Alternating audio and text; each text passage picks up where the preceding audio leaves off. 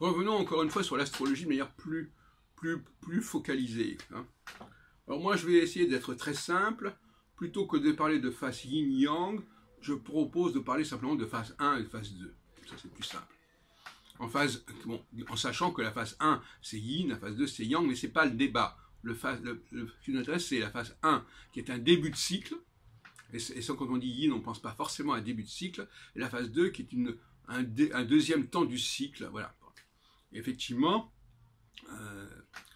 lorsque l'on a une conjonction entre Saturne et une étoile fixe royale, et cette conjonction, elle a une orbe importante, c'est pas simplement au moment de la conjonction, c'est avant et après,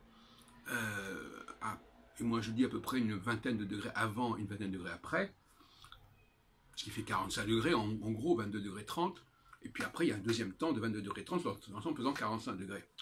Et 45 degrés, ben c'est le quart de 180 degrés. Et donc, le temps 1, c'est un temps d'intégration où il s'agit avant tout de s'occuper du niveau moyen du peuple. Il faut que le peuple que le peuple puisse à peu près vivre normalement et décemment. Parce que Marx disait aussi, il faut payer les gens suffisamment pour qu'ils puissent vivre. C'est un peu, il disait ça au niveau des capitalistes qui calculaient ainsi les revenus. Et puis il y a une phase 2 où il s'agit non plus de s'occuper d'égaliser le niveau minimal, parce que c'est ça le mot minimal, hein, les minimaux sociaux. Voilà. Il faut pas, la phase gauche, la phase 1, c'est les minimaux sociaux. Tout le monde doit partir au même niveau, c'est comme les courses de chevaux, etc. Tout le monde part en même temps, avec le même bagage, et hop, c'est parti.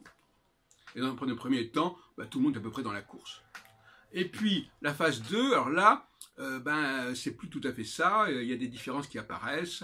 Il y a des gens qui sont plus forts, qui sont plus doués, qui vont plus vite, qui endurent davantage, qui continuent la course alors que les autres déclarent forfait ou décrochent.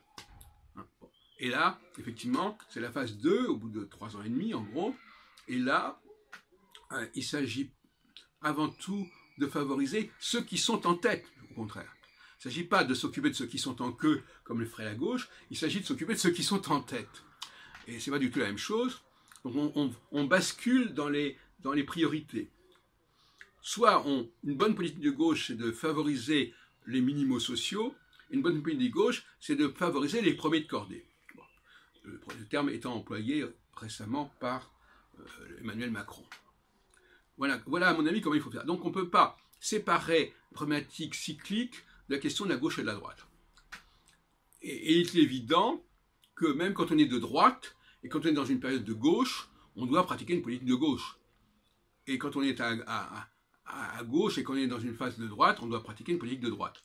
Donc il faut aussi qu'il n'y ait pas trop de problématiques idéologiques qui feraient que si un gouvernement de gauche, il ne soit pas capable de pratiquer une politique de droite, et on reproche maintenant des gens comme Michel Onfray et d'autres qui disent « Ah oui, mais les gens ne sont pas cohérents avec eux-mêmes, un président de gauche n'a pas le droit de pratiquer une politique de droite, un président de droite n'a pas de... » Et ça, c'est un débat qu'il faut absolument stigmatiser, parce qu'en réalité, ce n'est pas comme ça que ça se passe.